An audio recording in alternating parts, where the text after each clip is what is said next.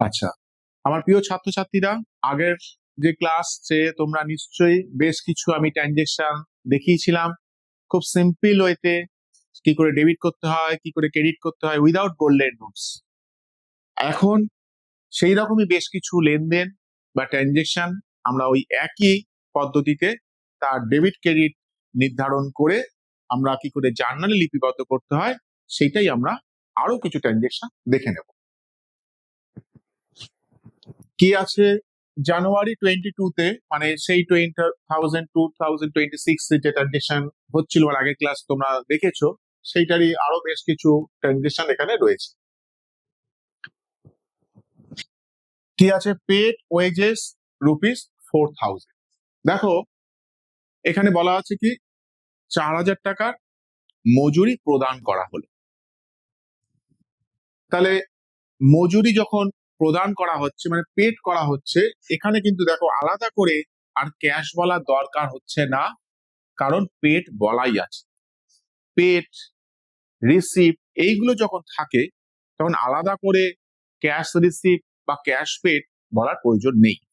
তার মানে paid wages মানে ওয়েজেস পেড ইন ক্যাশ, এটাই কিন্তু রয়েছে, তোমাকে ধরে নিতে হবে।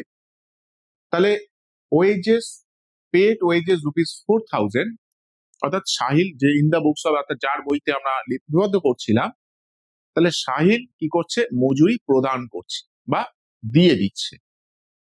তাহলে আমাদের যে সিম্পল ওয়েতে যেটা ছিল কি, আমার কাছ থেকে যদি কিছু চলে যায় তাহলে সেটা হচ্ছে সিআর। যদি আমি nominal account, real account, personal account গুলো মনে রাখতে না পারি, তাহলে এক্ষেত্রে মজুরি প্রদান করা হয়েছে, তাহলে কি চলে যাচ্ছে ক্যাশ। তাহলে আমাদের সিম্পল ওয়েতে যেটা ছিল যদি কিছু চলে যায় আমার কাছ থেকে তাহলে সেইটা হচ্ছে সিআর। তাহলে এক্ষেত্রে পেড মানে ক্যাশ চলে গেছে, তাহলে আমরা সিআরটা হয়ে যাচ্ছে কি বা ক্রেডিট হয়ে যাচ্ছে কি ক্যাশ অ্যাকাউন্ট। এবার প্রশ্ন হচ্ছে টাকাটা কিসের জন্য দিলাম, কারণ এখানে দেখো একটা সাইডই আর খালি রয়েছে, সেটা হচ্ছে ডিআর, সিম্পল এন্ট্রি, এটা নিশ্চয়ই কম্পাউন্ড এন্ট্রি নয়। তাহলে টাকাটা আমি কিসের জন্য দিয়েছি, ফর ওয়েজেস, তাহলে অ্যাকাউন্টটা নিশ্চয়ই ওয়েজেস অ্যাকাউন্ট হওয়া উচিত। তাহলে আমরা এখানে লিখে দেব কি ওয়েজেস অ্যাকাউন্ট, তাহলে এটা অবশ্যই ডিআর। এবার যেহেতু এইটা ডিআর এর ঘর ছিল, তাহলে এবার আমরা অ্যামাউন্টটা লিখে দিই, কত টাকা পেমেন্ট করা হয়েছে 4,000।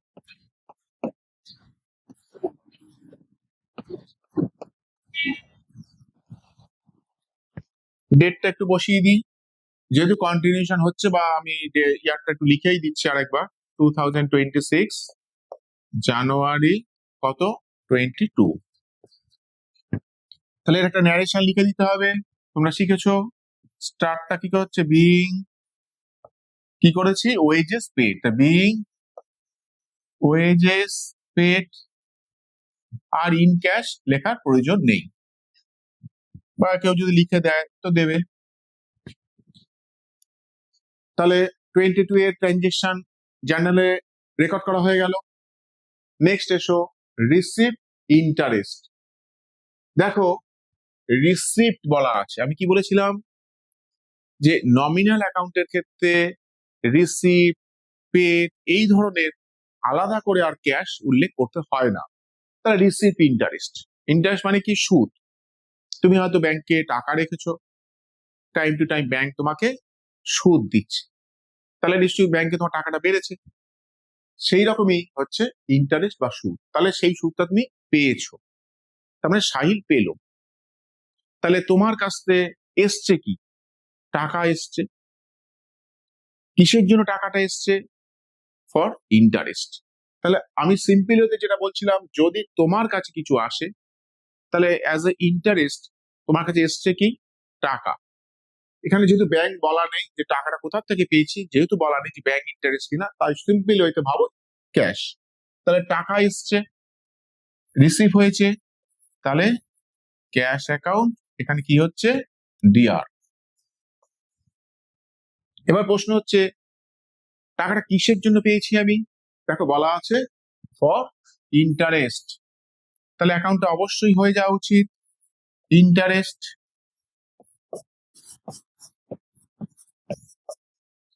কিন্তু এটা আরো ভালো হয়, যেহেতু এটা এক ধরনের বলতে পারো নমিনাল অ্যাকাউন্ট, তাই খুব সুবিধা হবে বা ভালো হবে এটাকে যদি শুধু ইন্টারেস্ট না লিখে আমি ইন্টারেস্ট রিসিভ অ্যাকাউন্ট লিখে দিই।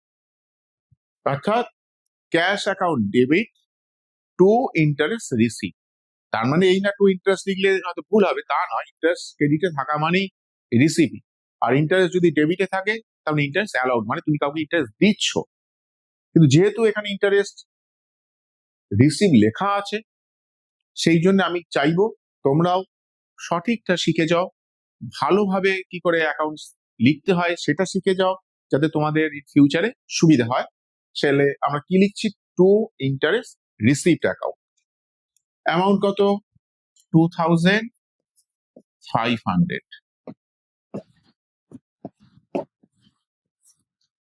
ডেটটা কত ছিল, 25। ন্যারেশন লিখে দিই, বিং কি করছে, ইন্টারেস্ট রিসিভ।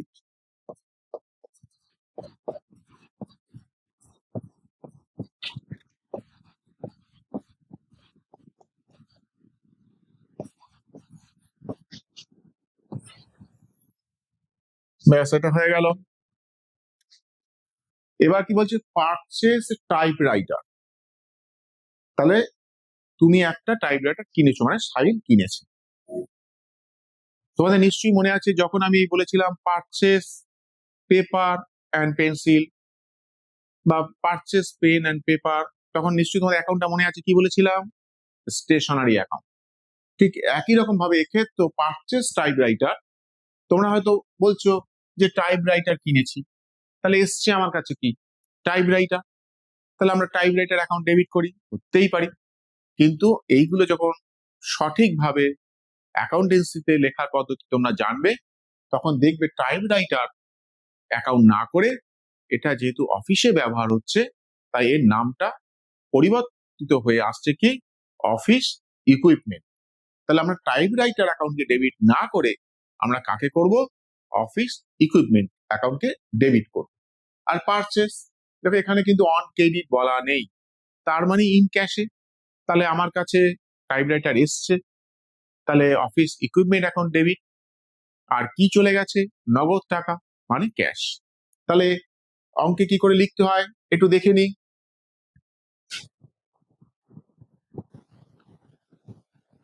তাহলে পারচেস টাইপরাইটার যখন করছি আমরা, অ্যাকাউন্টটা লিখছি কি, অফিস ইকুইপমেন্ট।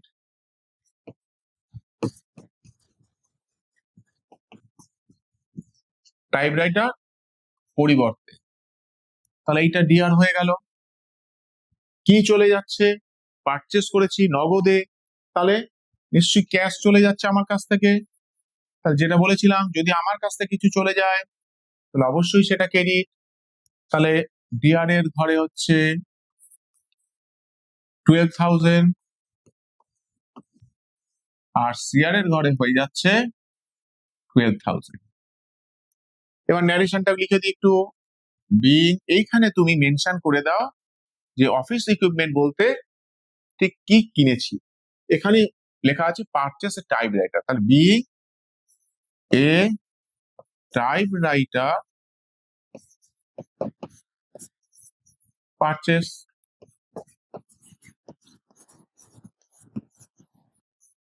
তাহলে এখানে দেখো, যতই আমরা অফিস ইকুইপমেন্ট অ্যাকাউন্ট লিখি, কিন্তু ন্যারেশন দেখে আমরা খুব সহজেই বুঝে নিতে পারবো যে অ্যাকচুয়ালি অফিস ইকুইপমেন্টের হিসাবে আমরা কিনেছিলাম কি, একটা টাইপরাইটার। তাহলে এইটাই হচ্ছে অ্যাকচুয়ালি ন্যারেশন লেখার উপকারিতা বা সুবিধা। নেক্সট কি আছে, পেড রেন্ট টু মিস্টার রয়। অর্থাৎ সাহিল মিস্টার রয়কে 1,400 টাকা ফর রেন্ট, ভাড়া হিসাবে প্রদান করেছে। তাহলে এখানে দেখো, মনে হতে পারে যে রেন্ট একটা অ্যাকাউন্ট, মিস্টার রায় একটা অ্যাকাউন্ট, কিন্তু ভুল। মিস্টার রায়কে যে টাকাটা তুমি দিয়েছো, কি হিসাবে দিয়েছো, ফর রেন্ট হিসাবে। সেই জন্য এখানে কিন্তু আমরা মিস্টার রায়কে অ্যাকাউন্ট না করে রেন্টকে করব। আর আমি বলেছিলাম নিশ্চয়ই তোমাদের মনে আছে, পেড থাকলে, রিসিভ থাকলে অ্যাকাউন্টটা কি হবে? ক্যাশ। অর্থাৎ পেডের পরিবর্তে আমরা লিখে দিই কি? ক্যাশ। তাহলে মিস্টার রয়কে আমরা ভাড়া হিসাবে নগদ টাকা প্রদান করলাম। তাহলে আমার কাছ থেকে চলে গেছে কি? নিশ্চয়ই নগদ টাকা মানে ক্যাশ। তাহলে সিম্পল যে নিয়মটা ছিল, চলে গেলে আমার কাছ থেকে সেটা ক্রেডিট হয়, তাহলে ক্যাশ এখানে চলে গেল, তাই ক্যাশ ক্রেডিট হয়ে গেল। এবার হচ্ছে কিসের জন্য টাকাটা দিয়েছি? বলা আছে রেন্ট, ভাড়া। তাহলে সেইটাই আমাদের ডেবিট করতে হবে। তাহলে আমরা রেন্ট অ্যাকাউন্টকে কিন্তু এক্ষেত্রে ডিআর করব, মানে ডেবিট করব। কত টাকা? 1400।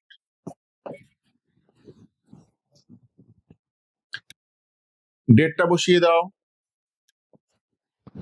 এই ন্যারেশনে তুমি মিস্টার রায় কথা নামটা উল্লেখ করে দাও। তাহলে বিইং কি বলা আছে? Paid rent. তাহলে বিইং রেন্ট পেড কাকে?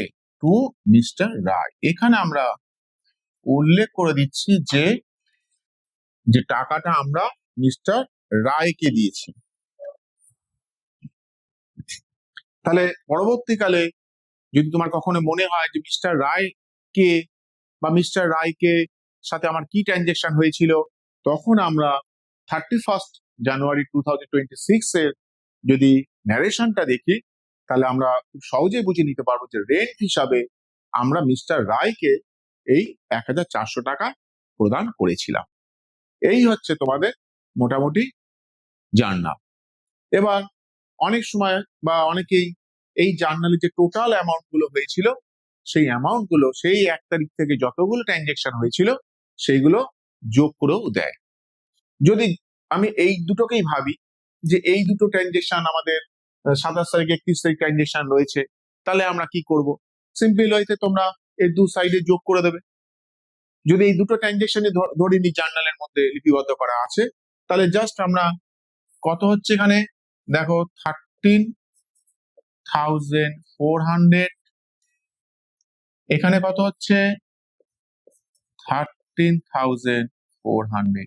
ওই যে তোমাদের বলেছিলাম ডবল ইন্টারেস্ট সিস্টেম, তার ডেবিটেও যতটা অ্যামাউন্ট ক্রেডিটেও ততটা অ্যামাউন্ট, অর্থাৎ ডেবিট এবং ক্রেডিট অলওয়েজ ইকুয়াল। দেখো ডেবিটেও আমাদের যদি এই দুটোকে আমরা ভেবে নিই যে এই দুটোই আমাদের ট্রানজেকশন জার্নাল লিপিবদ্ধ করা আছে, তাহলে ডেবিটেও দেখো 13,400, ক্রেডিটেও দেখো 13,400। তবে এটা করতেও পারো, নাও করতে পারো। আর তোমাদের যেহেতু এমসিকিউ, ফলে এগুলো করার তো প্রশ্নই নেই। তোমাদের জাস্ট অপশন থাকবে 4টে, সেখান থেকে সঠিক অ্যান্সারটা বেছে নিতে হবে।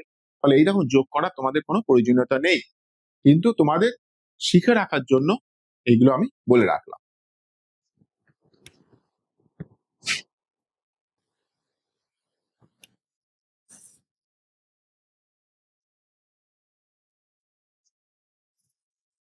আচ্ছা, এবার এতক্ষণ ধরে আমি বেশ কিছু ট্রানজেকশন সিম্পল ওয়েতে কি করে জার্নালে রেকর্ড করতে হয় বা লিপিবদ্ধ করতে হয় সেগুলো তোমরা দেখেছো বা আমি তোমাদের সাথে আলোচনা করেছি।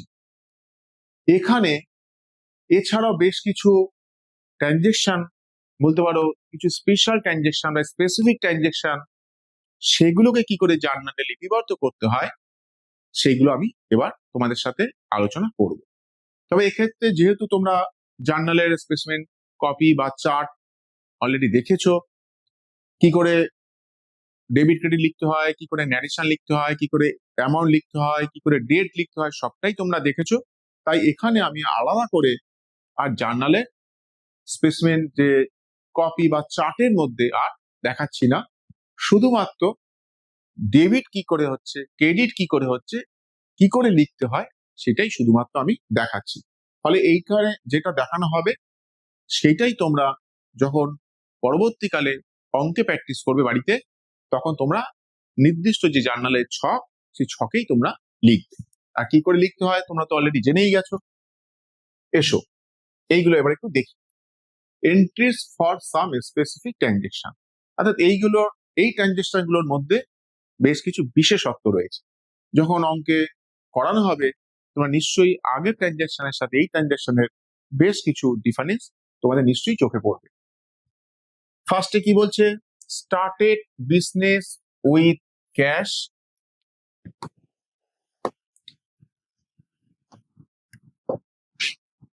তাহলে বিজনেসটা স্টার্ট হচ্ছে ক্যাশ দিয়ে, ফার্নিচার দিয়ে আর মেশিনারি দিয়ে। এতক্ষণ আমরা যখন পড়েছিলাম হয়তো তোমাদের মনে আছে যখন কম্পাউন্ড এন্ট্রি করেছিলাম তখন তোমাদের মনে আছে যে একের বেশি ডেবিট, সেখানে একের বেশি ক্রেডিট হয়েছিল। এখানেও ঠিক সেই রকমই একটা এন্ট্রি হতে চলেছে। কিরকম, স্টার্টেড বিজনেস, আমি কি বলেছিলাম, যদি গোল্ডেন রুলস অংশে মাথায় না থাকে তাহলে খুব সিম্পল হইতে আমরা কি বলেছিলাম, ক্যাপিটাল। ব্যবসা যখন শুরু হয় তখন যে টাকা, যে অ্যাসেট বা সম্পত্তি দিয়ে ব্যবসাটা শুরু হয়েছিল বা মালিক ব্যবসাতে যে জিনিসটা ইনভেস্ট করেছিল সেটা কিসের জন্য, ফর ক্যাপিটাল, অর্থাৎ ব্যবসার পুঁজি বলতে পারো। আর ক্যাপিটাল যদি আমি যদি আমি ভাবো যে real account, nominal account, personal account এগুলো মনে নেই, তাহলে সিম্পল ওয়েতে স্টার্টেড বিজনেস অর্থাৎ শব্দটা কি, টু ক্যাপিটাল।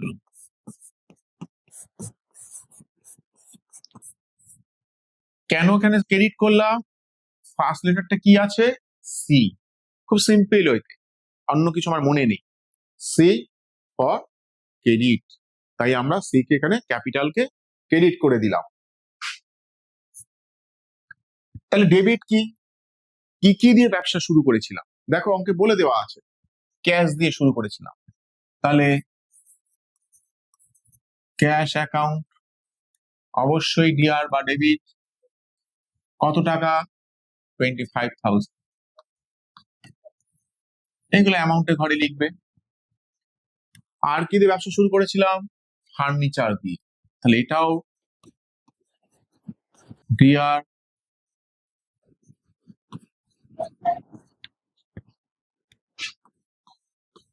কত টাকা, 30,000। আর কি ছিল, অ্যান্ড মেশিনারি, তাহলে এটাও ডিআর,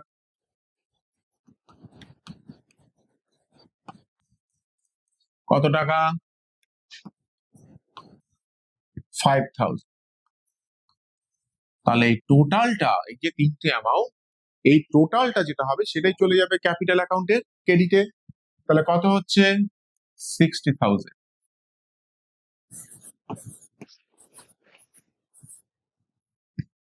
অর্থাৎ এটা একটা কিন্তু বলতে পারো কম্পাউন্ড এন্ট্রি বা মিক্সড জার্নাল এন্ট্রি। নেক্সট কি বলছে, receipt loan from P Sengupta. Receipt loan, তাহলে পি সেনগুপ্তর কাছ থেকে তুমি ধার নিয়েছো বা ঋণ নিয়েছো। ঋণ হিসাবে কি এসছে তোমার কাছে, আমি যদি কারোর কাছ থেকে টাকা ধার নিই তাহলে আমার কাছে আসছে কি, নিশ্চয়ই নগদ টাকা বা ক্যাশ।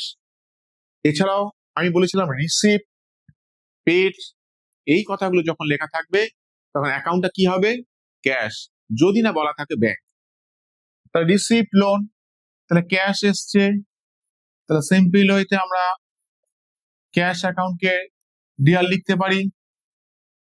আচ্ছা এবার খেয়াল রাখো তো, আমরা তো লিখতেই পারতাম কার কাছ থেকে এসছে, পি সেনগুপ্তর কাছ থেকে, অর্থাৎ টু পি সেনগুপ্ত, কিন্তু না, পি সেনগুপ্তর কাছ থেকে তুমি টাকাটা কি হিসাবে নিয়েছিলে, ফর বা অ্যাজ লোন, ঋণ হিসাবে, ধার হিসাবে। তাহলে অ্যাকাউন্টটার নাম হবে কি, টু লোন অ্যাকাউন্ট। আর এক্ষেত্রে আমি বলে রাখি তোমাদের ভালোভাবে অ্যাকাউন্টেন্সি লেখার একটা প্রধান বৈশিষ্ট্য বা গুণাবলী বলতে পারো যে লোন অ্যাকাউন্টটা লিখলে হচ্ছে, কিন্তু আরো ভালো করে যদি লিখতে হয় তাহলে আমরা স্পেসিফিক্যালি কার কাছ থেকে লোনটা পেয়েছি সেইটাকে আমাদের লিখে দেওয়া দরকার। তাহলে পি সেনগুপ্তর কাছ থেকে পেয়েছি, তাহলে আমরা এখানে শুধু না লিখে দিই, লোন অ্যাকাউন্ট না লিখে ধরো লোন অ্যাকাউন্ট লিখলাম। যদি লোন অ্যাকাউন্ট আমি না লিখে আরো ভালো করে লিখতে চাই তাহলে এইটাকে আমি লিখে দিতে পারি পি সেনগুপ্ত লোন।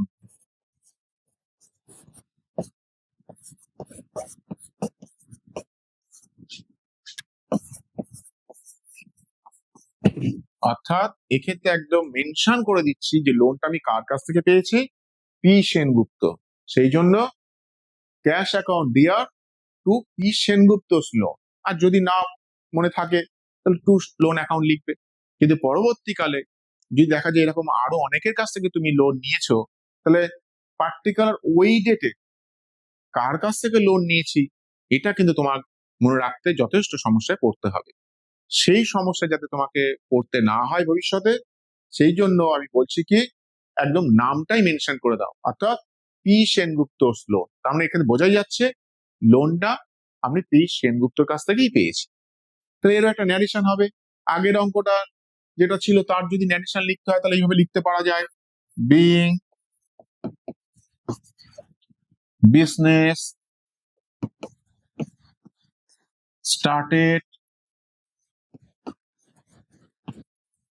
কি দিয়ে ব্যবসা শুরু করেছিলাম, অঙ্কে দেখো বলা আছে উইথ ক্যাশ, আর কি বলা আছে ফার্নিচার, আর কি বলা আছে অ্যান্ড মেশিন, অর্থাৎ মেশিনারি। হয়ে গেল। যদি এইটা ন্যারেশন লিখতে হয় তাহলে এইভাবে লিখতে পারি, বিং লোন রিসিপ্ট,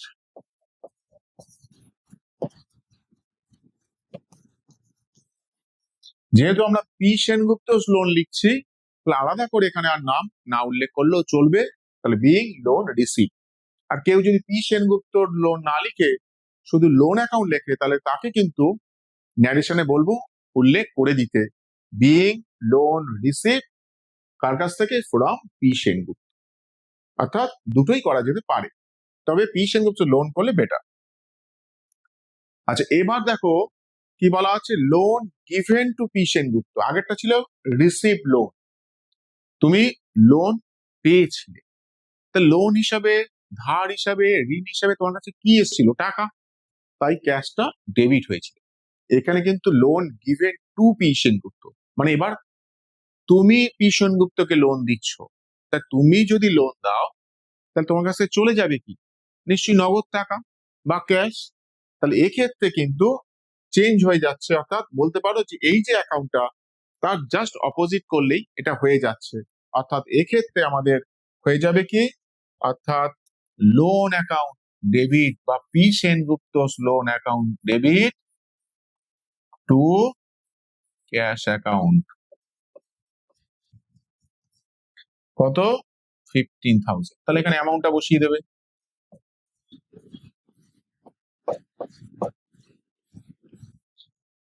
আগেরটাও 15,000 ছিল, তাহলে আগেরটাও লোন পেয়েছিলাম আর এক্ষেত্রে লোনটা দিয়েছি, তাহলে ন্যারেশন কি হবে, being loan given to P Sengupta.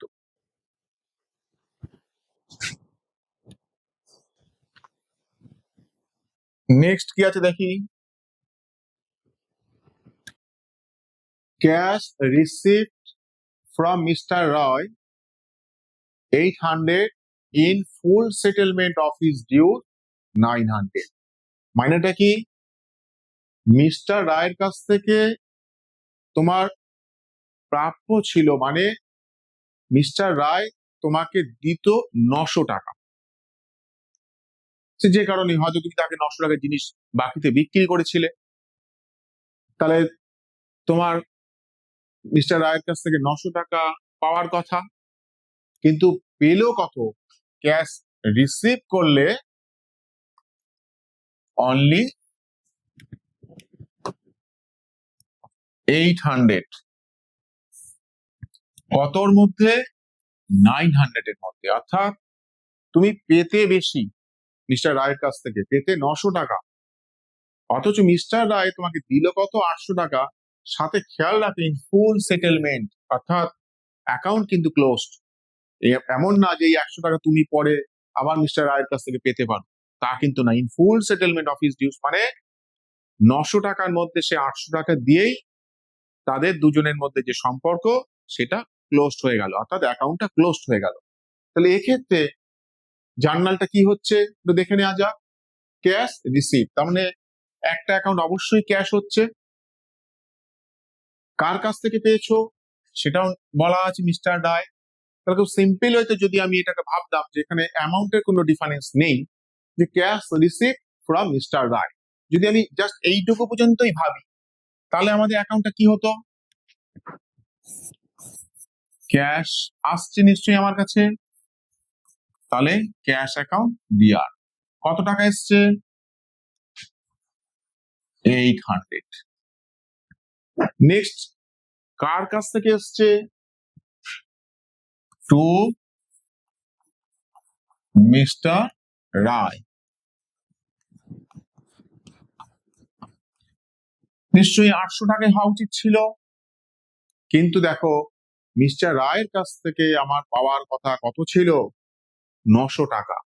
তাহলে মিস্টার রায়কে যদি আমি 900 টাকা লিখে দিই তাহলে দেখো আমি পেয়েছি তার কাছ থেকে কিন্তু 800 টাকা, তাহলে নিশ্চয়ই 100 টাকা সে আমাকে দিল না, বা আমি তাকে ছেড়ে দিলাম, দিয়ে অ্যাকাউন্টটা ক্লোজ করে দিলাম। তাহলে এই যে 100 টাকা আমি কম পেলাম বা আমি তাকে ছেড়ে দিলাম মিস্টার রায়কে, তাহলে সেইটা কিসের জন্য, সেটা হচ্ছে বাট্টা বা ডিসকাউন্ট। এইটা আমরা ডিসকাউন্ট শুধু লিখতে পারি, বা ডিসকাউন্ট অ্যালাউড মানে আমি তাকে দিয়ে দিলাম, ডিসকাউন্ট অ্যালাউ করে দিলাম, মানে মিস্টার রায়ের কাছ থেকে আমার 900 টাকা প্রাপ্য ছিল, সে আমাকে 800 টাকা দিল, আর আমি 100 টাকা তাকে ছেড়ে দিয়ে মিস্টার রায়ের সাথে যে সম্পর্ক বা বলতে পারো অ্যাকাউন্টিং যে রিলেশন সেইটা ক্লোজ করলাম। তাহলে এই যে টাকাটা ছেড়ে দিলাম এটাকেই বলা হচ্ছে ডিসকাউন্ট অ্যালাউড। এটা যদি অপোজিট হিসেবে ভাবতাম অন্যভাবে, দেখো এই ট্রানজাকশনটা কি বলছে, cheque issue to mister P Sen 1000 টাকা, কিন্তু ডিউসটা কত ছিল 1100, অর্থাৎ মিস্টার সেন আমার কাছ থেকে পেত কত 1100, 1100 টাকা, আর আমি তাকে দিলাম কত 1000 টাকা। তাহলে এক্ষেত্রে দেখো 1000 টাকা পেলাম 1100 টাকার জায়গায়, তার মানে 100 টাকা আমি তাকে কম দিলাম। তাহলে এক্ষেত্রে কিন্তু সে আমাকে অ্যাকচুয়ালি ছেড়ে দিয়েছে 100 টাকা, তাহলে এক্ষেত্রে আমি ছেড়েছিলাম, তাই হচ্ছে ডিসকাউন্ট অ্যালাউড। তাহলে এক্ষেত্রে আমি পাচ্ছি সেই ছাড়টা, এটা হচ্ছে ডিসকাউন্ট রিসিভ। কি করে অঙ্কে লিখতে হয় একটু দেখে নিই। আচ্ছা এখানে একটু খেয়াল রাখো, চেক ইস্যুড, অর্থাৎ আমি তাকে চেক দিয়েছি, এটা তোমার নিশ্চয়ই আগের ক্লাস আমি বলেছিলাম চেক থাকলে অ্যাকাউন্টটা হবে ব্যাংক, এখানে কিন্তু চেক লেখা যাবে না, তাহলে চেক ইস্যু, তার মানে চেকটা আমি মিস্টার সেনকে দিয়েছি, তাহলে আমার কাছে চলে গেছে কি, চলে গেছে চেক, যেহেতু চেক অ্যাকাউন্ট হচ্ছে না তাহলে এটা হয়ে যাচ্ছে কি ব্যাংক অ্যাকাউন্ট। কত টাকার চেক গেছে 1000, কার কাছে গেছে মিস্টার সেনের কাছে, তাহলে পাচ্ছে কে মিস্টার সেন, তাহলে অবশ্যই মিস্টার সেন হয়ে যাচ্ছে ডিআর। মিস্টার সেনের ডিউস, তার কাছে আমার ডিউস কত ছিল 1100 টাকা, তাহলে 100 টাকা আমি তাকে কম দিলাম, যখন ডেবিটে কম হয়েছিল তখন নামটা কি হয়েছিল ডিসকাউন্ট অ্যালাউড, ক্রেডিটে যখন এটাই হয়ে যাবে তখন এইটারই নাম হয়ে যাবে ডিসকাউন্ট রিসিভড। অর্থাৎ এবার কিন্তু ডিসকাউন্টটা আমি পেলাম, অর্থাৎ মিস্টার সেন আমাকে এবার ডিসকাউন্টটা দিয়ে দিল, তাহলে মিস্টার সেনের কাছে যেটা ডিসকাউন্ট অ্যালাউ আমার কাছে সেটাই হয়ে যাবে ডিসকাউন্ট রিসিভড। তাহলে এইগুলো নিশ্চয়ই বুঝতে পারছো যে আগে যে জার্নালগুলো আমরা করে এসেছিলাম তার সাথে ডিফারেন্সটা কোথায়। হয়তো অঙ্কে বলা থাকছে না, কিন্তু অ্যামাউন্ট ডিফার করে যাচ্ছে। এই অ্যামাউন্ট ডিফার করার জন্যই নতুন এই অ্যাকাউন্ট গুলো আসছে। কখনো ডিসকাউন্ট অ্যালাউড, কখনো ডিসকাউন্ট রিসিভ, এরকম ইন্টারেস্ট অ্যালাউড হতে পারে, ইন্টারেস্ট রিসিভ হতে পারে। আচ্ছা, এবার আরেকটা ট্রানজেকশন দেখা যাক। Paid life insurance premium of mister Som. আবার লেখা আছে দেখো, মিস্টার সোমটা কে? ওনার, অর্থাৎ ওই ব্যবসার মালিক। বা বলতে পারো যে এলআইসিটা কার দেওয়া হচ্ছে? মিস্টার সোমের। তোমাদের নিশ্চয়ই প্রথম যে ক্লাসগুলো নিয়েছিলাম সেখানে একটা শব্দ বলেছিলাম, ড্রয়িংস। অর্থাৎ বলেছিলাম প্রাইভেট ইউজ, পার্সোনাল ইউজ, অর্থাৎ যখন মালিকের নিজের কিছু বোঝাবে তখন যে অ্যাকাউন্টটা হয় সেটা হচ্ছে ড্রয়িংস অ্যাকাউন্ট। কিন্তু আমি কি বলেছি, সিম্পল হইতে যদি ভাবি, যেমন ক্যাপিটালের ক্ষেত্রে ফার্স্ট লেটারটা কি ছিল? সি। তাই বলেছিলাম কি ক্যাপিটাল ক্রেডিট হচ্ছে। তাহলে এক্ষেত্রে লাইফ ইন্স্যুরেন্স প্রিমিয়াম কার? মিস্টার সোমেন, অর্থাৎ মালিকের নিজের জীবন বীমার প্রিমিয়াম সে দিচ্ছে। তাহলে নিজের, প্রাইভেট, পার্সোনাল, এই শব্দটা যখন হচ্ছে তখন অ্যাকাউন্টটা হচ্ছে কি? Drawings account. তাহলে অ্যাকাউন্টটা হয়ে গেল ড্রয়িংস। এবার প্রশ্ন হচ্ছে এটা ডেবিট হবে না ক্রেডিট হবে? আমি গোল্ডেন রুলস জানি না বা আমার মনে নেই, তাহলে আমি ডেবিট ক্রেডিট কি করে মনে রাখছি? সেই টেকনিক। ফার্স্ট লেটার কি আছে? ডি আছে। তাহলে ড্রয়িংস অ্যাকাউন্ট আমরা লিখে দিতে পারি ডিআর। ক্যাপিটাল যেমন ফার্স্ট লেটার ছিল সি, আমরা ক্যাপিটালকে ক্রেডিট লিখেছিলাম। ড্রয়িংস ফার্স্ট লেটার ডি, তাই আমরা এখানে ডেবিট করে দিলাম। পেড আছে, আমি বলেছিলাম পেড থাকলে, রিসিট থাকলে কি চলে যাবে? ক্যাশ। তাহলে তোমার কাছ থেকে চলে যাচ্ছে কি? ক্যাশ চলে যাচ্ছে, মানে সোমের কাছ থেকে চলে যাচ্ছে কি? ক্যাশ। তাই ক্যাশ হয়ে যাচ্ছে এক্ষেত্রে সিআর বা ক্রেডিট। এটা অবশ্যই খেয়াল রাখবে যে ড্রয়িংস ফার্স্ট লেটার ডি আমরা ডেবিট করে দিয়েছি। এটা হয়তো আমরা নমিনাল অ্যাকাউন্ট বা রিয়েল অ্যাকাউন্ট বা পার্সোনাল অ্যাকাউন্ট এই ধরে গোল্ডেন রুলস ধরে বোঝাতে পারতাম, কিন্তু সেটা আমি আগের ক্লাসে বলেছি। সেখানে অ্যাকাউন্টিং ফর্ম অর্থাৎ গোল্ডেন রুলস অনুসারে কি করে ডেবিট ক্রেডিট নির্ধারণ করতে হয় সেটা আমি বুঝিয়েছিলাম। কিন্তু আজকে আমি তোমাদের খুব সিম্পল হতে বোঝানোর চেষ্টা করছি, যেখানে আমাদের গোল্ডেন রুলস মাথাতেই নেই, যেখানে আমরা ক্লাসিফিকেশন এখন জানিই না, তাহলে সেক্ষেত্রে কি করে বুঝবো? তারই কতগুলো টেকনিক। সেই রকমই একটা টেকনিক বলে দিলাম। ড্রয়িংস ফার্স্ট লেটার ডি, তাহলে drawings debit. Credit first letter C, credit. তার ডি জন্য এটা হচ্ছে ডেবিট বা ডিআর। অ্যামাউন্টটা লিখে দিই।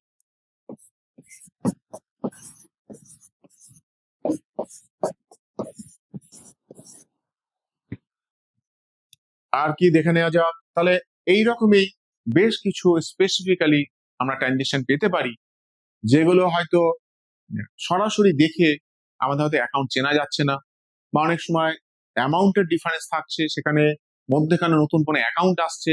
সেগুলো কিন্তু অঙ্ক করার সময় তোমাদের অবশ্যই খেয়াল রাখতে হবে, কারণ এর ভাবেও কিন্তু এমসিকিউ হতে পারে।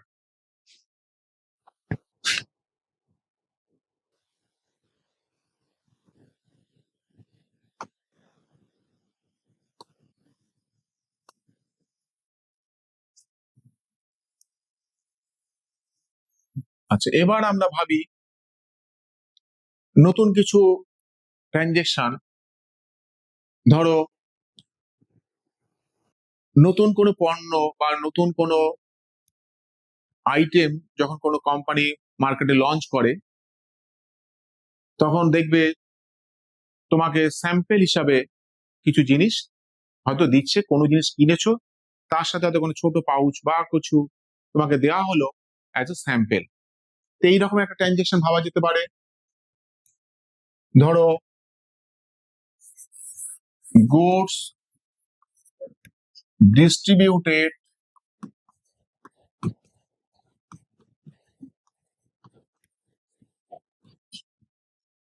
As free sample.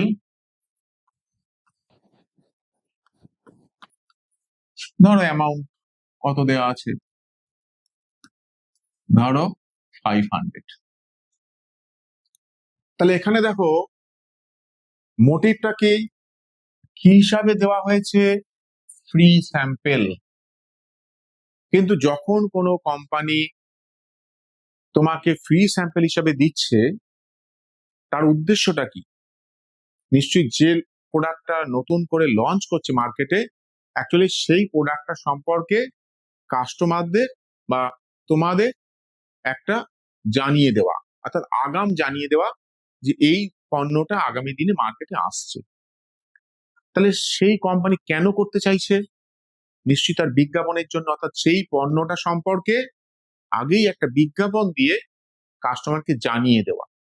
এই যে বিজ্ঞাপন, তাহলে এই ফ্রি স্যাম্পেলটা অ্যাকচুয়ালি উদ্দেশ্য হচ্ছে তার বিজ্ঞাপনের জন্য। তাহলে অ্যাকাউন্টটা কিন্তু ফ্রি স্যাম্পেল নয়, অ্যাকাউন্টটা কি হয়ে যাবে? অ্যাডভার্টাইজমেন্ট।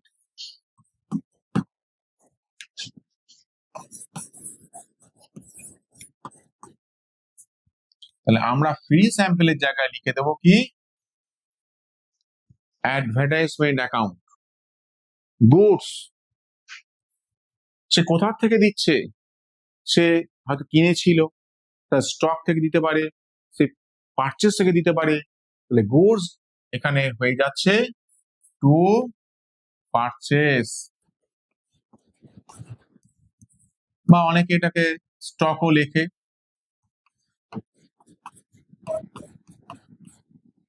অর্থাৎ সেক্ষেত্রে কিন্তু হয়ে যাচ্ছে ফ্রি স্যাম্পেল নয়, হয়ে যাচ্ছে advertisement account, account DR to purchase বা স্টক অ্যাকাউন্ট। আর একটা ভাবতে পারো এরকম যে তুমি ধরো কাউকে কমিশন দিয়েছো, অর্থাৎ কমিশন পেড, শুধু এইটুকুই বলা আছে।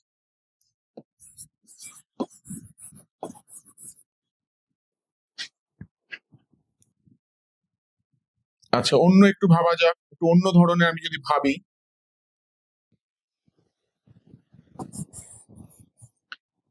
কমিশন না দিয়ে ধরো আমি ভাবছি বাড়ি ভাড়া দিয়েছি, আমার বাড়ি টেন্যান্টকে বা ভাড়াটেকে ভাড়া দিয়েছি। তাহলে আমরা কি পেয়েছি? বাড়ি ভাড়া পেয়েছি। ধরো বলা আছে house rent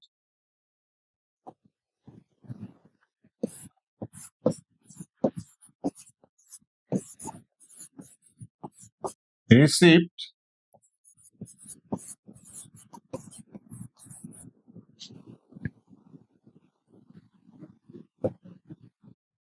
house rent receipt by cheque. ধরো ক্যাশ বলা নেই,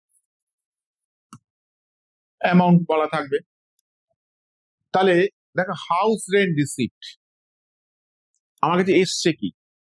সহজভাবে আমরা ভাবতে পারি বাড়ি ভাড়া এসছে, কিন্তু বাড়ি ভাড়া হিসাবে আসলোটা কি? টাকা। আর এক্ষেত্রে যদি কেউ ভেবে নেয় যে হাউস রেন্ট এসছে, তা কিন্তু নয়। এসছে কি? রিসিপ্ট হিসাবে এসছে টাকা, মানে ক্যাশ। কিন্তু অঙ্কে বলে দিয়েছে কি এসছে?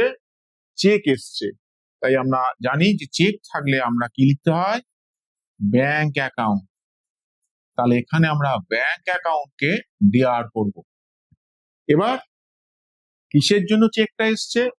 সেটাই হচ্ছে ফর হাউস রেন্ট। তাহলে আমরা এখানে লিখে দিই টু হাউস রেন্ট, আরো ভালো হবে হাউস রেন্ট রিসিপ্ট লিখে দিলে। তাহলে bank account dear to house rent receipt. আচ্ছা, আর কি হতে পারে? যেমন সিম্পল হয়তো তোমরা নিজেরও ট্রানজেকশন বা লেনদেন ভেবে তোমরা তার ডিআর তার সিআর তোমরা করতে পারো। দেখা যাক।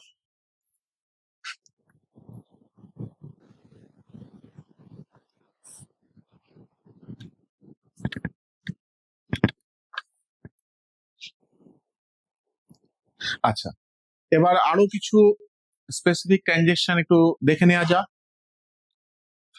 ধরো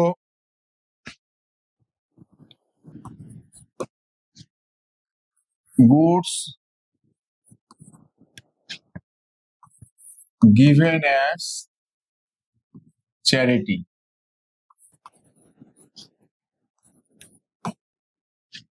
অর্থাৎ বিনা স্বার্থে যেগুলো আমরা দান করি এরকম হচ্ছে চ্যারিটি বা চ্যারিটেবল ইনস্টিটিউশন রয়েছে যারা বিনা স্বার্থে লোকদের সাহায্য করে। এইরকম যদি কোনো ট্রানজেকশন থাকে সেক্ষেত্রে ডিআর কোনটা হবে, সিআর কোনটা হবে একটু দেখে নেওয়া যাক। তাহলে কি হিসাবে দিয়েছো? চ্যারিটি। আর কি আছে? কি দিচ্ছ? পণ্য মানে গুডস। তাহলে গুডসটা চলে যাচ্ছে, আমি কি বলেছিলাম আমার কাছ থেকে যদি চলে যায় সেটা তাহলে হয়ে যাচ্ছে সিআর। তাহলে গুডস চলে যাচ্ছে, গুডস তো আর অ্যাকাউন্ট হয় না, তাহলে এখানে অ্যাকাউন্টটা হয়ে যাচ্ছে কি পারচেস।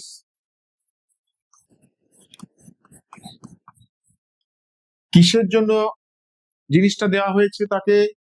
As charity. তাহলে চ্যারিটি অ্যাকাউন্ট এখানে হয়ে যাচ্ছে দিয়া। এবার অ্যামাউন্ট যা থাকবে লিখে দেবে। ন্যারেশনটা এইভাবে লিখতে পারা যেতে পারে, being goods given as charity।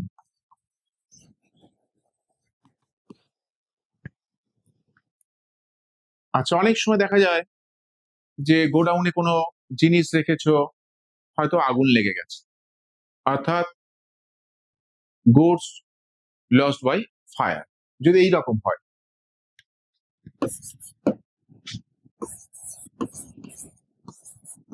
Goods loss by fire অর্থাৎ আগুনে পুড়ে গেছে, যদি এইরকম কোন ট্রানজেকশন থাকে তাহলে কি হতে পারে? লস বাই ফায়ার, আগুনে পুড়ে গেছে। তাহলে এটা একটা অ্যাকাউন্ট হতে পারে। কি নষ্ট হয়েছে? গুডস। তাহলে ধরে নিতে পারি গুডসটা আমার কাছ থেকে চলে গেছে, নষ্ট হয়ে গেছে মানে আমার কাছ থেকে অ্যাকচুয়ালি চলে গেছে, ক্ষতি হয়েছে। তাহলে গুডস এর জায়গায় আমরা করে দিচ্ছি কি পারচেস বা স্টক। আর একটা অ্যাকাউন্ট কি হতে পারে? Loss by fire. যদি এটা ভাবি চুরি হয়ে গেছে তা লস বাই থেফট, তা loss by fire account DR. আচ্ছা, যেহেতু আগুন লেগে গেছে এগুলো তো নর্মাল লস নয়। আমরা পরবর্তীকালে জানবো যে লস দু ধরনের হয়, একটা নর্মাল লস, একটা অ্যাবনর্মাল লস। নর্মাল লস মানে সেগুলো হবেই, সেগুলো তুমি আটকাতে পারবে না কোনোভাবেই। আর কিছু লস হয় যেগুলো তো অ্যাক্সিডেন্টাল লস, অর্থাৎ কোনো কারণে ঘটে গেছে। যেমন এক্ষেত্রে গোডাউনে হয়তো শর্ট সার্কিট থেকে আগুন লেগেছে, তাহলে এটা অ্যাবনর্মাল কেস। সেই জন্য অনেকে লস বাই ফায়ার না লিখে এটা অনেকে লেখে অ্যাবনর্মাল লস অ্যাকাউন্ট। তাহলে অ্যাবনর্মাল লস অ্যাকাউন্ট দিয়া হতে পারে।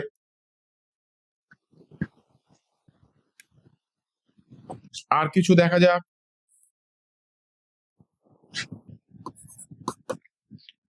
আচ্ছা, এতক্ষণ ধরে আমি তোমাদের ডিসকাউন্ট নিয়ে বলেছিলাম, অর্থাৎ ডিসকাউন্ট অ্যালাউড, ডিসকাউন্ট রিসিভ।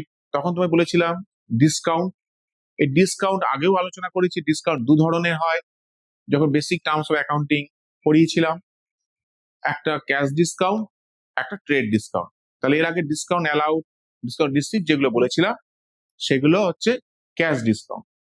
এবার ধরো একটা ট্রানজেকশন ভাবতে পারি ট্রেড ডিসকাউন্ট নিয়ে, অর্থাৎ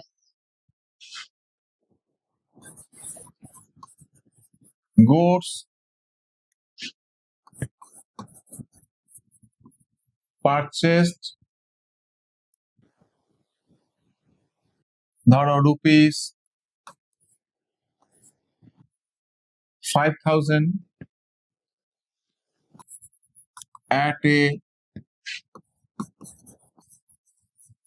trade discount at the rate of 10%।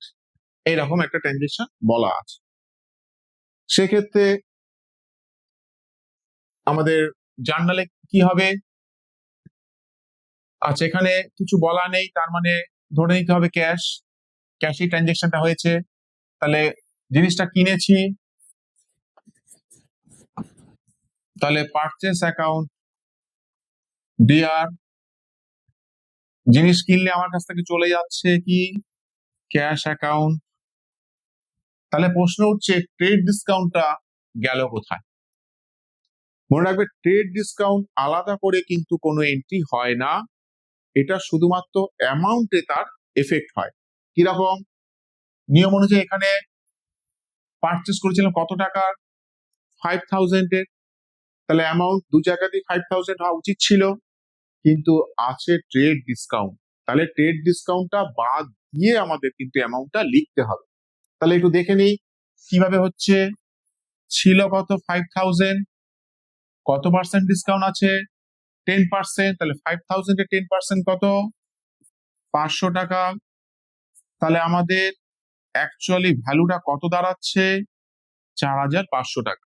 এখন তোমাদের যদি মনে হয় এই 500 টাকাটা কি করে পেলাম, নিশ্চয়ই তোমরা ডিসকাউন্টের হিসাব করেছো আগে অঙ্কে।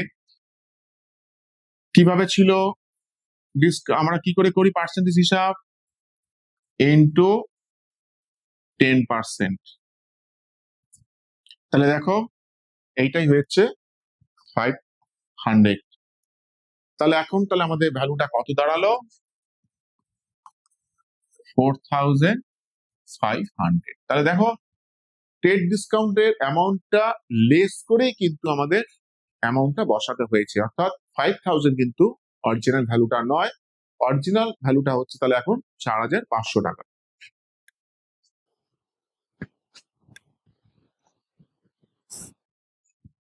আর একটু দেখি, ধরো এইরকম ভাবে আছে ক্যাশ উইথড্রন ফ্রম ব্যাংক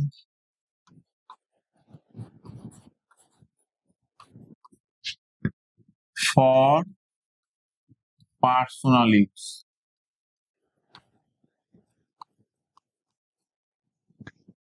অর্থাৎ ব্যাংক থেকে টাকাটা তোলা হলো নিজের ব্যবহারের জন্য। দেখো বলা আছে ফর পার্সোনাল ইউজ, তাহলে ব্যাংক থেকে টাকা তুলেছি, এসছে কি?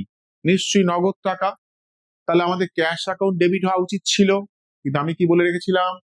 পার্সোনাল প্রাইভেট ইউজ থাকলে একটা অ্যাকাউন্টই হবে, সেটা হচ্ছে ড্রয়িংস অ্যাকাউন্ট।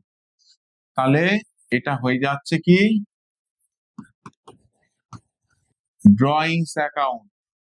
দেখো ক্যাশ অ্যাকাউন্ট কিন্তু হলো না, অথচ ক্যাশ কিন্তু আমি তুলেছি, কিন্তু ক্যাশ তুলেও কিন্তু আমি ব্যবহার করছি কিন্তু নিজের ব্যবহারের জন্য, তাহলে হয়ে যাচ্ছে কি ড্রয়িংস অ্যাকাউন্ট।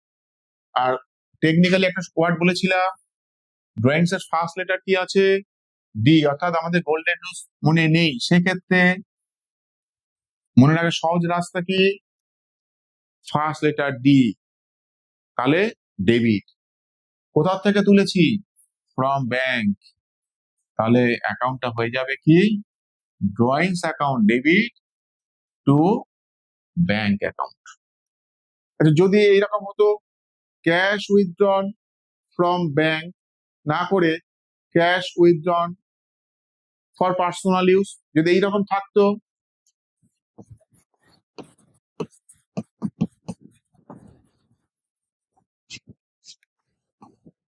ফ্রম ব্যাংক হতে বলা নেই,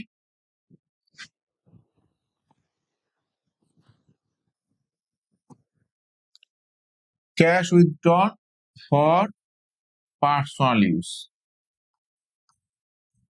অর্থাৎ এখানে কোথা থেকে তুলেছি সেটা বলা নেই, জাস্ট ক্যাশ তুলেছি, কিসের জন্য? প্রাইভেট ইউজ বা পার্সোনাল ইউজ। তাহলে একই রকম ভাবে ড্রয়িংস অ্যাকাউন্টকেই ডিআর করতাম, কিন্তু আগে যেমন ফ্রম ব্যাংক ছিল তাই হয়েছিল টু ব্যাংক অ্যাকাউন্ট, কিন্তু এখানে দেখো সেরকম কিছু বলা নেই, জাস্ট বলা আছে ক্যাশ উইথড্রন, অর্থাৎ ক্যাশ উইথড্রু। তাহলে আমরা কি করব? এখানে টু ক্যাশ অ্যাকাউন্ট লিখে দেবো। তার দুটোর মধ্যে ডিফারেন্স নিশ্চয়ই বোঝা যাচ্ছে, ফ্রম ব্যাংক তাই ব্যাংক অ্যাকাউন্ট সিআর, এখানে ব্যাংক লেখা নেই, শুধু লেখা আছে ক্যাশ তোলা হয়েছে, ক্যাশ অ্যাকাউন্ট সিআর। আর তোমাদের কিছু অঙ্ক আছে বা তোমরা পরে পাবে জিএসটি নিয়ে। সে জিএসটিটা কি করে জার্নালে লিখতে হয় এরকম দু একটা জিনিস একটু দেখে নিই। জিএসটি পরবর্তীকালে তোমাদের আরো ডিটেলস আলোচনা হবে, তোমাদের চ্যাপ্টার আছে। জিএসটি যখন মনে রাখবে পারচেস করব অর্থাৎ কিনবো তখন হবে ইনপুট জিএসটি, আর যখন সেলস হবে মানে বিক্রয় করব তখন হবে আউটপুট জিএসটি। তাহলে এইরকম হতে পারে purchase goods with CGST and SGST at the rate of 5%। এবার অ্যামাউন্ট হতে বলে দেওয়া থাকলো। এক্ষেত্রে জাস্ট জার্নালটা কি করে করতে হয় অর্থাৎ কোনটা ডেবিট হয় কোনটা ক্রেডিট হয় সেইটা আমরা একটু দেখে নিই। আর এটা অবশ্যই ধরে নিচ্ছে ক্যাশেই আছে। তাহলে পারচেস আগেও যেরকম ছিল, তাহলে পারচেস অ্যাকাউন্ট ডিআর হচ্ছে, আর যদি জিএসটি না থাকতো তাহলে আমরা কি করেছিলাম গুডস পারচেস ইন ক্যাশ বা ফর ক্যাশ, তাহলে purchase account debit two cash account. কিন্তু যেহেতু বলেছে জিএসটি আছে, তোমরা জানবে পরবর্তীকালে সিজিএসটি, এসজিএসটি, আইজিএসটি, ইউটিজিএসটি এই জিনিসগুলো পরে ডিটেলসে জানবে। এখানে যেহেতু পারচেসের সাথে রিলেটেড এটা, তাই এটা হবে ইনপুট সিজিএসটি অ্যাকাউন্ট ডিআর। আর একটা কি আছে এসজিএসটি, তাহলে এটা হবে ইনপুট এসজিএসটি অ্যাকাউন্ট ডিআর। এবার অ্যামাউন্ট যেরকম থাকবে তার উপর জাস্ট পার্সেন্টেজটা করে দেবে, করে এই তিনটে টোটাল করে ক্যাশের ঘরে বসিয়ে। যদি এটা সেলের ক্ষেত্রে থাকতো তাহলে কি হতো, অর্থাৎ goods sold with CGST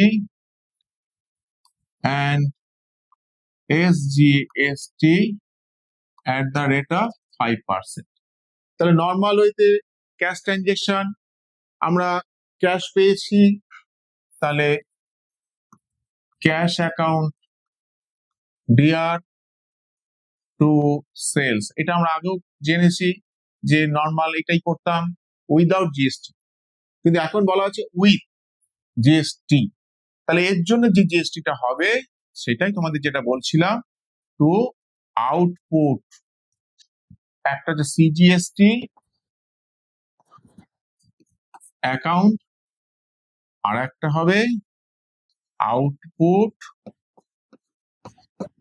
SGST account. তোমরা শুধু মনে রাখবে পারচেস যখন হবে তখন জিএসটিটা হয় ইনপুট, যখন সেলস হয় তখন সেটা হয়ে যাচ্ছে আউটপুট জিএসটি। এই হচ্ছে তোমাদের জার্নালের উপরে একটা ধরে নিতে পারো পুরো ধারণা। মোটামুটি তোমাদের ফার্স্ট সেমে জার্নালের এইটুকুই আছে।